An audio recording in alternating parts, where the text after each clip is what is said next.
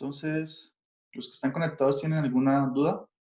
Y recuerden que esta primera sección es para consulta. Bien. Entonces, aprovecharse alguna cosa de algún ejercicio de la parte de derivadas parciales o regla de la cadena no quedó claro. Es para revisar de una vez.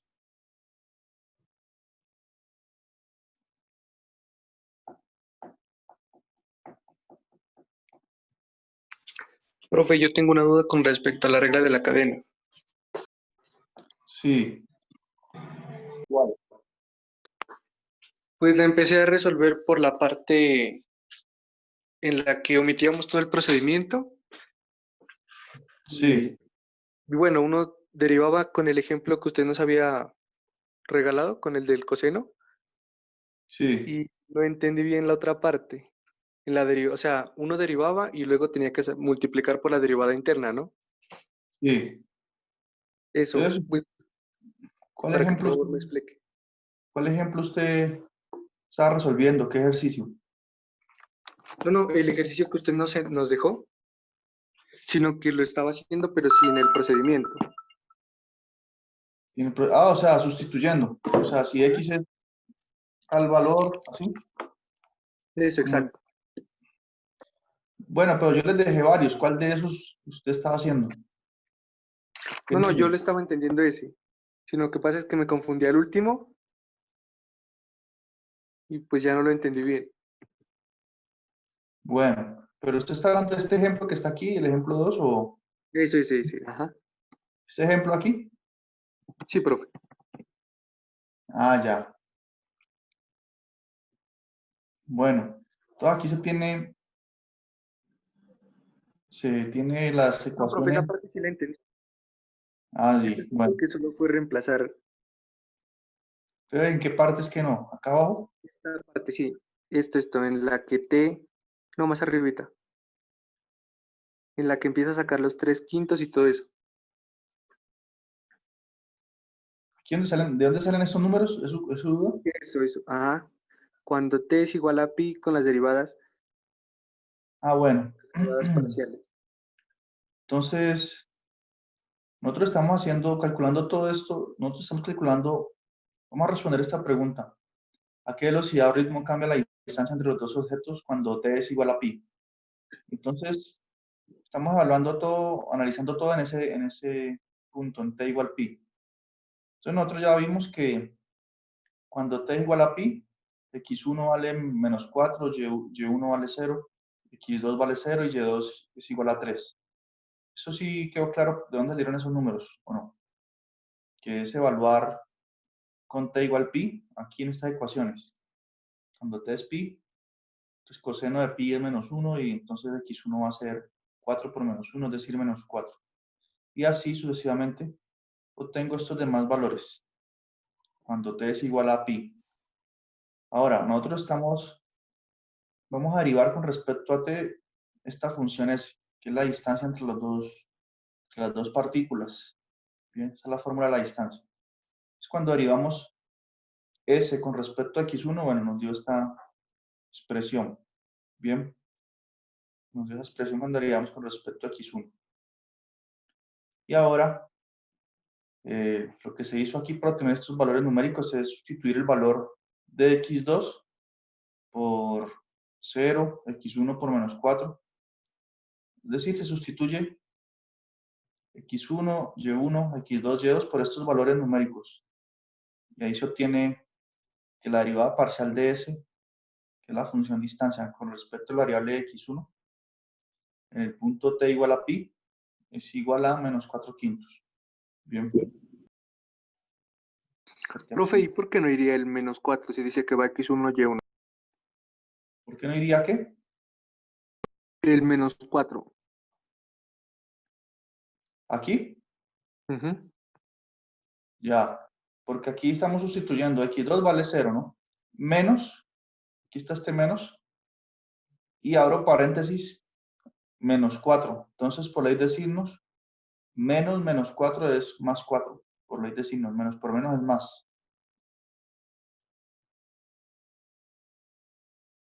O sea, está haciendo esto, pues.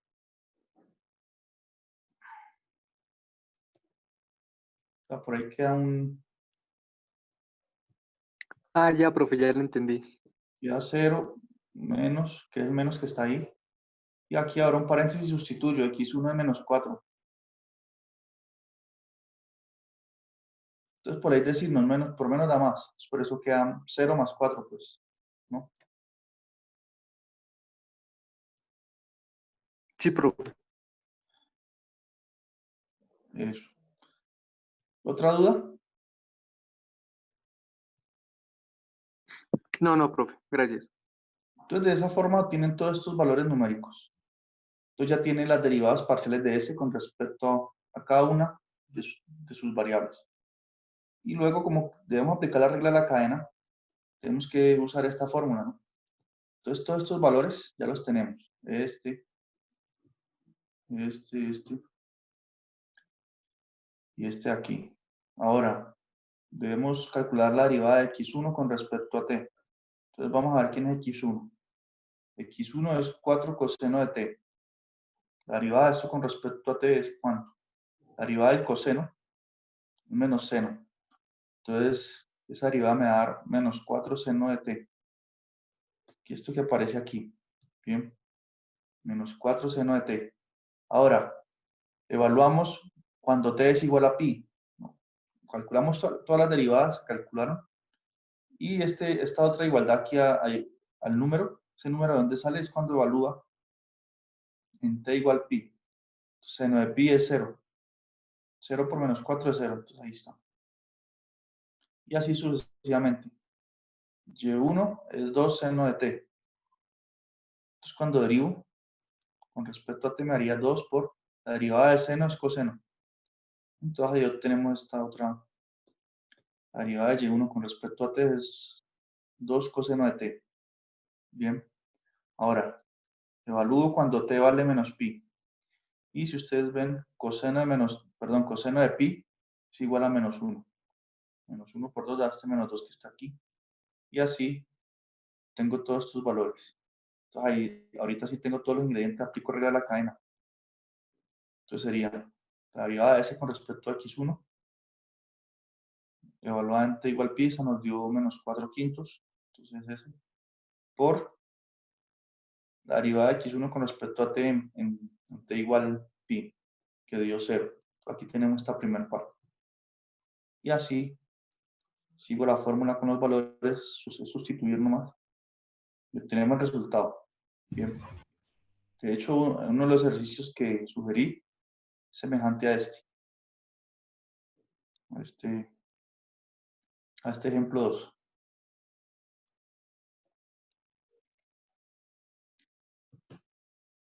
Bien. ¿Otra pregunta?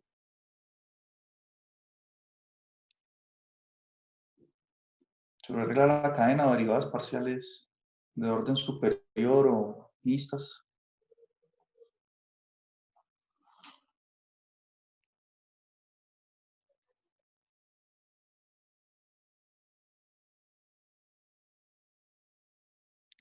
Bueno, entonces si no hay más dudas, podemos continuar entonces clase, ¿cierto? Profe, el ejercicio 4 de la 13.5. 4 a la 13.5.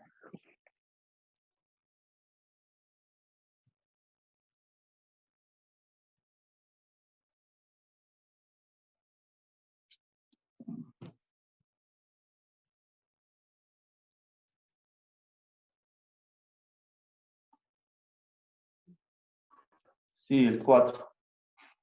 Entonces, ¿cuál fue la duda? ¿Cómo hacerlo? O era una duda concreta. ¿Cómo hacerlo, profe? Ah, bueno. Entonces, aquí nuevamente se aplica regla de la cadena, como lo indica aquí la pregunta al inicio. Y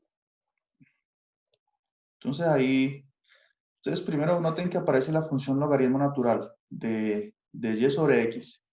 Entonces podemos aplicar una propiedad de logaritmo para reescribir esta función w de una forma como más sencilla, ¿no? Podemos escribirlo así. Por las propiedades que ya hemos visto, W es igual a, como una división. Si yo tengo el logaritmo natural de una división, ¿en qué se convierte eso? ¿Quién sabe? En Eso una sería resta. el logaritmo natural de Y menos logaritmo natural de X. Ahí apliqué una propiedad del logaritmo natural. Es mejor reescribir la función de esa forma porque es más fácil derivar. Bien. Y listo. Entonces la regla de la cadena que dice que la derivada de esto con respecto a t, la derivada de W con respecto a t, es que es la derivada, a ver, la derivada de W con respecto a t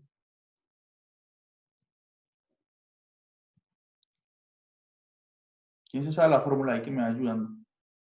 Es la derivada parcial de W con respecto a X, ¿cierto? Por la derivada de X. X depende a su vez de t. Entonces la derivada de X con respecto a t. Estoy escribiendo simplemente la regla de la cadena ahí. Más la derivada, de w la derivada parcial de W con respecto a Y.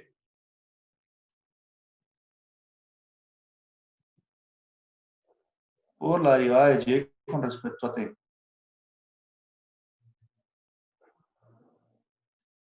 Entonces aquí me queda difícil escribir, pero bueno. Con respecto a t. Entonces es la regla de la cadena. Ustedes pueden escribirlo siempre así, al inicio para recordar. Entonces, ¿cuánto es la derivada parcial de W con respecto a X?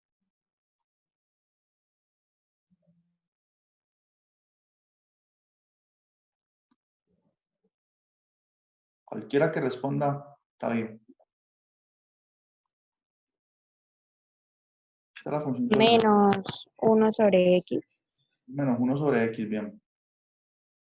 Y según el problema, X es igual a ¿qué? Dependiendo de t. X es igual a, veamos.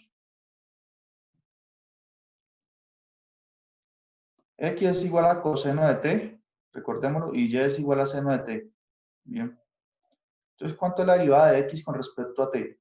Si X es igual a coseno de t. ¿Quién sabe esa?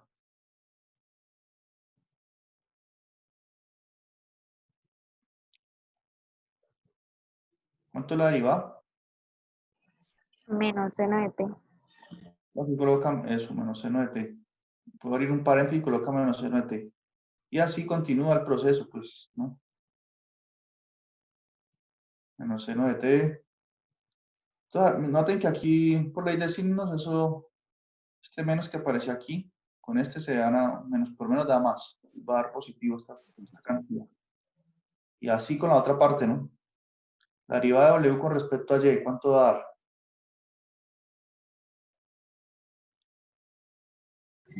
Más 1 sobre X.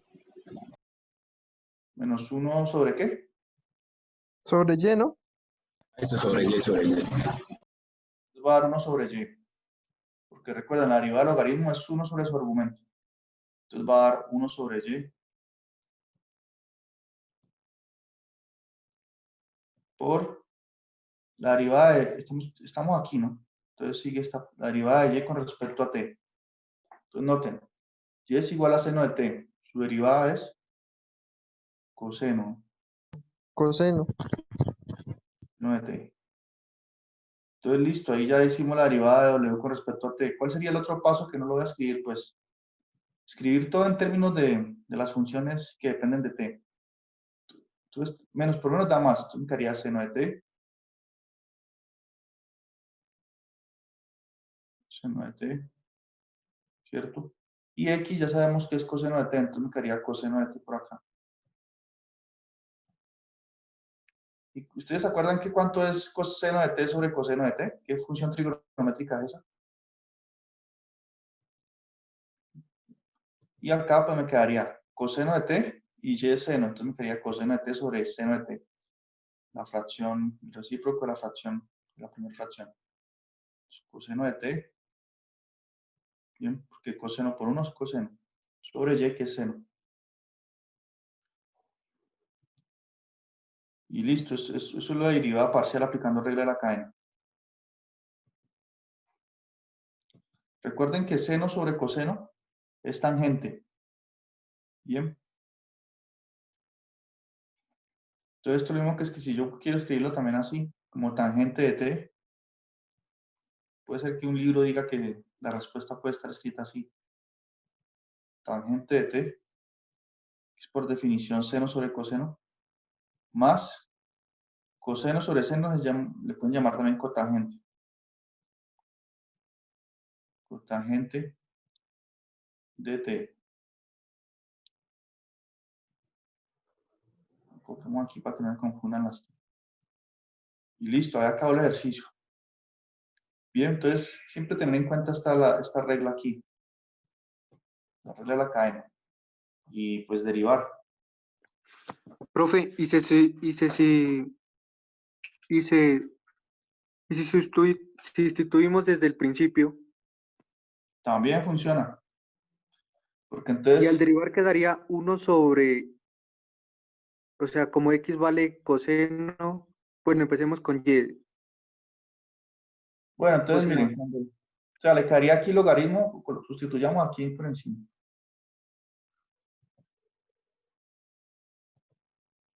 Aquí quedaría y de seno, ¿no? Sería logaritmo natural de seno de t. Ah, de seno de t y aquí quedaría coseno.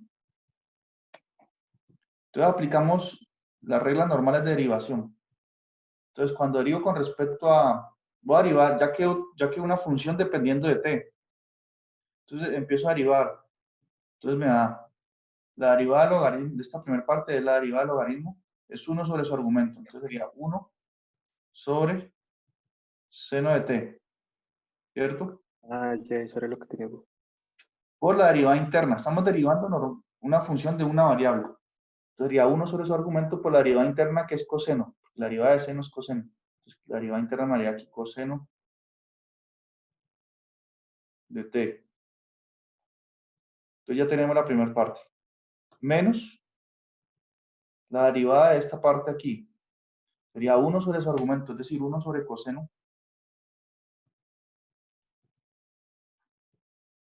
1 sobre coseno. Por la derivada interna. La derivada de coseno es menos seno. Por aquí va a aparecer menos seno de t. Bueno, colocando paréntesis. Y si ustedes notan, va a lo mismo. Bien. Porque miren, menos por menos da más. Y seno sobre coseno es tangente. Entonces esta parte me da el tangente. Y coseno de teta sobre seno de teta me da cotangente. Que es, también se llega a lo mismo. Bien. Entonces, ¿más preguntas? Gracias. ¿O está todo bien, cierto?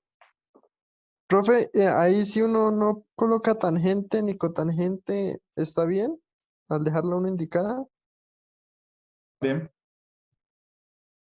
Está bien también dejarlo así. Como hasta aquí. Pero lo que, por ejemplo, si ustedes quieren verificar si les quedó bien y miran la solución o la respuesta, si le aparece solo esto, pues ustedes ya saben, ¿no? Que es una forma de reescribir seno sobre coseno. ¿Ya? Pues si le dejan hasta aquí, está bien.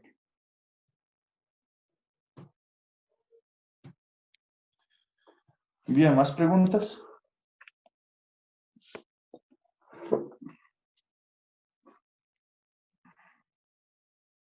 Bueno, entonces no, si no hay más preguntas, entonces vamos a empezar a estudiar el gradiente, qué es el gradiente de una función. Bien.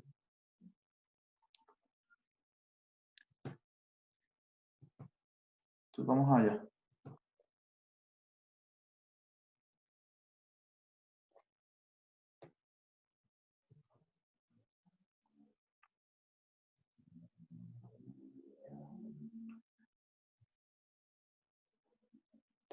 Aquí está esta parte. Nosotros ya estudiamos las derivadas parciales de una función, una derivada con respecto a x y y. Entonces aparece una definición importante. Entonces, ¿por qué va a ser importante el gradiente? Porque cuando el gradiente de una función lo igualamos a 0 y buscamos qué puntos del plano anulan el gradiente, eso nos permite encontrar cuáles son los puntos críticos de la función, es decir, los máximos o mínimos relativos. Entonces, permítanme antes definir qué es gradiente. Como está aquí bien escrito y explicado en el libro. Entonces, si tenemos una función z igual a f de x, y, una función de dos variables, bien, ¿qué pasa si graficamos esta función en el plano de 3 dimensiones? Nos da una superficie, ¿no? Entonces, esta función depende de x y de y suponemos que las derivadas parciales existen. Entonces, el gradiente de la función, va a ser el siguiente vector. Bueno, el gradiente se va a denotar con este símbolo. Este operador aquí se llama nabla, es una letra. Bien, entonces se denota así como el gradiente de f y es el siguiente vector. La primera coordenada va a tener la derivada parcial de f con respecto a x y en la segunda la derivada parcial de la función con respecto a y. También se puede escribir así, miren. El gradiente de la función se puede escribir en notación vectorial así, ¿bien? Como su primera coordenada, la derivada parcial con respecto a x, la segunda, la derivada parcial con respecto a y, ¿bien? Son notaciones equivalentes. Sino que el libro usa también estos vectores que son los vectores canónicos. El vector i, ¿alguien se acuerda? ¿Ustedes ya vieron la álgebra lineal? El vector i es el vector cuya primera coordenada es 1 y la segunda es 0. Y el vector j es el que tiene como primer coordenada 0 y la segunda 1. Se llaman los vectores canónicos. No sé si ya vieron álgebra lineal aquí ustedes. Si están familiarizados con este tipo de notación. Sí, profe. Entonces, ¿lo piensan así o como esta notación que usé aquí? Ese es el vector gradiente. Bien. Ahora, ¿qué interpretación tiene el gradiente? Bueno, entonces si vamos a la gráfica de la función acá al lado izquierdo, miremos bien. Recordemos que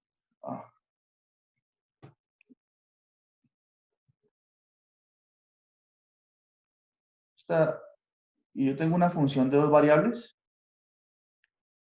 y la grafico en el plano de 3 dimensiones, que parece el eje X, Y y el Z, ¿no? Entonces la gráfica de una función de dos variables me da una superficie, esta superficie aquí. Bien, esta región sombreada que aparece aquí, ¿cuál es? ¿Qué es lo que dijimos que era eso? Lo que vimos en la primera clase, el dominio de la función, ¿no? Esto que aparece acá, la sombra que se proyecta. Bien.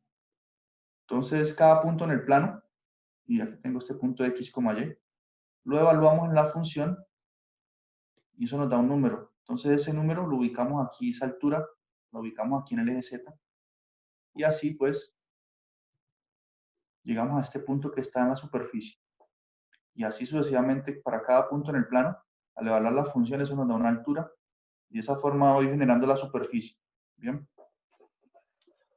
Ahora, el gradiente de la función es un vector, tiene dos coordenadas. Es un vector o un punto, puede verlo así. Entonces, si lo vemos como vector, ese vector está en el piso, aquí en el plano XY. Y ese vector va a ser una flecha, ¿no? Se señala algún lugar. Entonces, la dirección en que señale esta flecha, el vector gradiente, va a indicar hacia dónde está creciendo la función. Bien, es decir, si la superficie hacia este lado, si la flecha señala hacia este lado, como indica aquí el gráfico, quiere decir que si vamos en esa dirección, Vamos a empezar a subir. Si estuviéramos caminando, digamos que estamos aquí caminando sobre la superficie. Estamos aquí parados, como si fuera una montaña o sí, una montaña. Entonces este gradiente me va a decir que en esa dirección hay más pendiente, hay más inclinación, que hacia allá crece la superficie. Bien, es como una brújula que nos va indicando en qué lugar está la mayor pendiente. Si pensamos que estamos sobre la superficie, caminando, piensen en la superficie como en una montaña, y entonces la flechita en cada punto nos señala, hacia tal lado hay más pendiente, hacia tal otro lado hay más inclinación, y así sucesivamente. Entonces esa es la intuición que tiene el gradiente, ¿bien? Entonces, para calcular el gradiente de una función, lo único que tenemos que hacer es saber calcular derivadas parciales, ¿no? Lo que vimos ayer. Entonces vamos a ver este ejemplo del libro. Entonces dice así. Entonces todo está relacionado con derivadas parciales. Dice,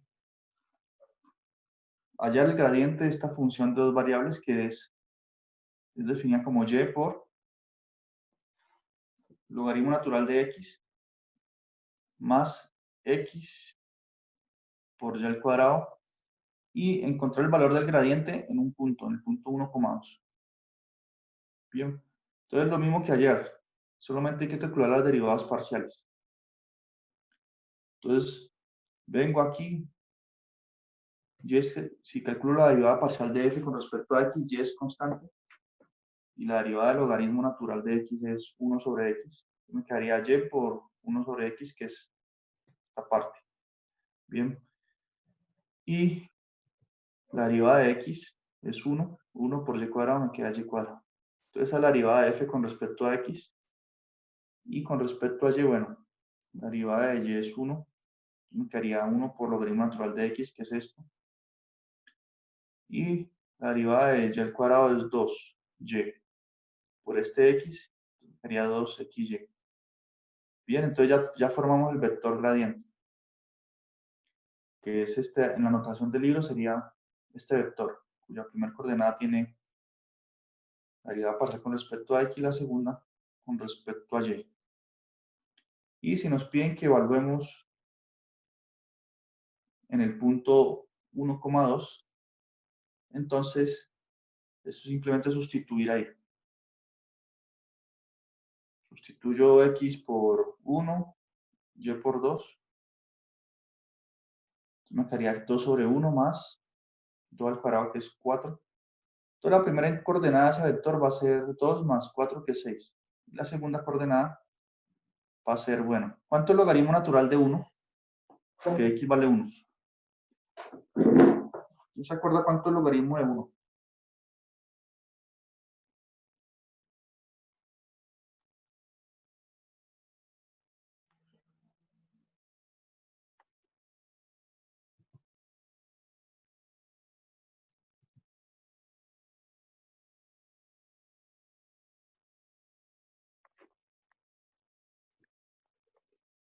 Es 0, ¿no?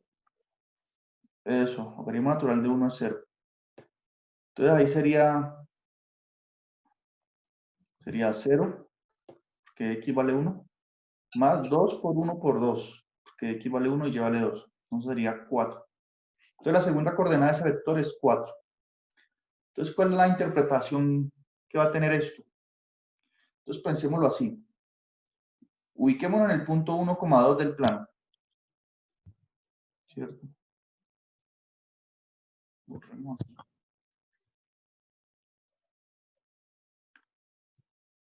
Entonces, aquí estamos, dividimos el plano cartesiano. Y ubiquemos el punto 1,2. 1 y 2 por aquí. No, creo que hice los muy grande. 1, 2. Entonces este es el punto. El punto 1,2. Bien. ¿Y cuánto fue que nos dio el gradiente de la función en el punto 1,2? Nos dio 6,4, ¿no? Entonces ubiquemos ese punto. 6 por aquí. Y 4 aquí. Entonces ese punto es por acá. Entonces eso lo que nos está diciendo es que en esta dirección, digamos que acá este es el piso y la superficie, bueno, está arriba. Entonces yo estoy ubicado si yo evalúo la función en este punto, eso me da un punto en la superficie. Me está diciendo esta información que tengo que caminar en esta dirección, hacia acá, para que en esa dirección la superficie tiene mayor inclinación. Bien. Así como mostré aquí en el dibujo.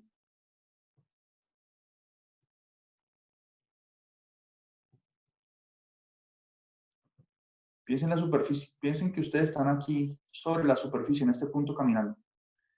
Y la flechita nos está indicando que en el caso de allá estoy en el punto 1,2 y si me voy en la dirección hasta 2,4, hacia allá es que la montaña tiene pendiente. Bien. Entonces el gradiente lo que hace es eso, buscar, si yo estoy ubicado en un punto, de ese punto hacia dónde tengo que caminar para encontrar pendientes. Bien. Inclinaciones. Decir que sería un buen instrumento para alguien que quiere hacer mucho ejercicio y está en una montaña. Entonces, en cada punto que esté, usa el gradiente para saber hacia dónde es que hay más inclinación y así tener que esforzarse más subiendo la montaña, porque en cada punto ya siempre la va a buscar dónde va a encontrar esas mayores inclinaciones. Bien, entonces quedó clara un poco esa intuición del vector gradiente.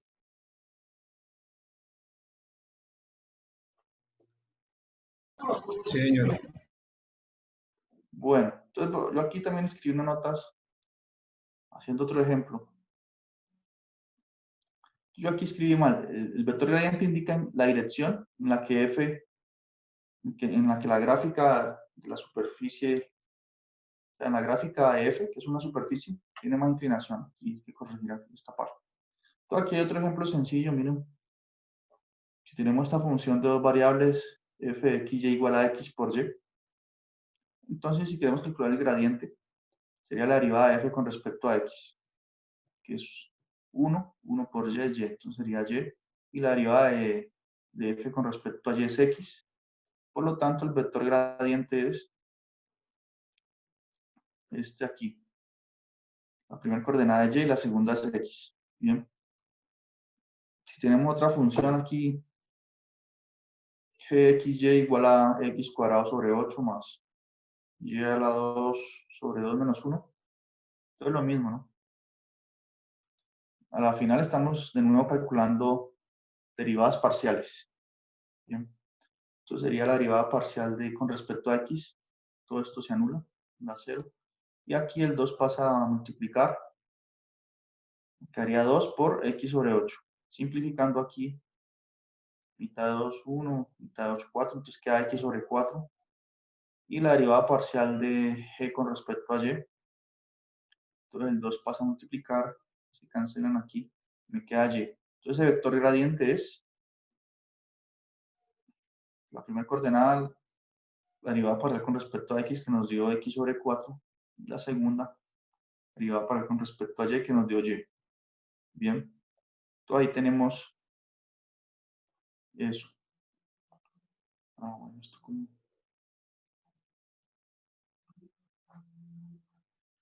Puede que yo hice un...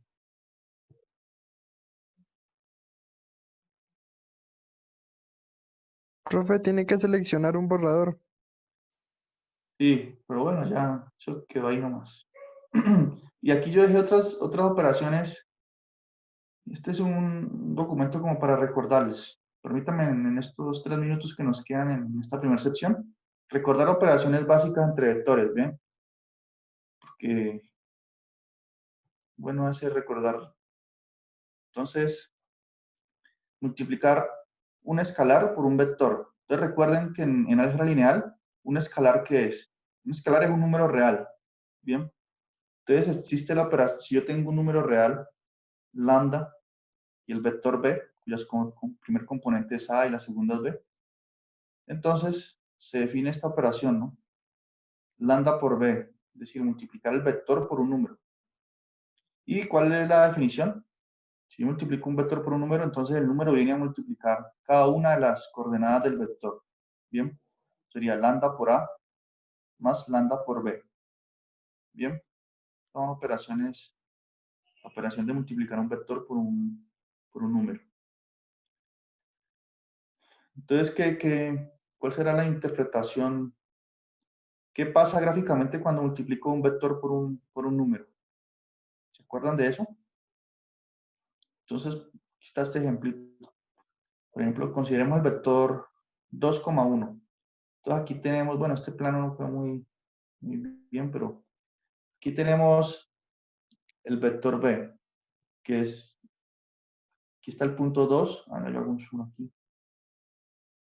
Esto es un resumen del eje lineal sencillo. Entonces, aquí tenemos el punto 2,1 y viéndolo como vector, entonces sería la flecha que sale del origen hasta este punto. Bien. Entonces, ¿qué pasa si yo multiplico ese vector por el número 2? Si lambda es 2, entonces 2 veces b me daría 4 en la primera coordenada, 2 en la segunda. Bien. Porque recuerden que b es el vector 2,1. Aquí multipliqué por 2, por 2. Entonces me quedó ese nuevo vector. Entonces, ¿qué efecto tiene eso de multiplicar por un escalar? Pues que el vector puede, digamos, contraerse o alargarse, ¿no? En este caso, como lambda es mayor que 1, entonces el efecto es que se va a agrandar el vector. Mire que cuando lo multiplique por 2, esa multiplicación me dio aquí. Bien. Y si lo hubiese multiplicado por menos 2, entonces el vector se alarga, pero cambia su sentido. Bien, como apareció acá. Entonces, esa es la operación entre un vector por un número. Bien.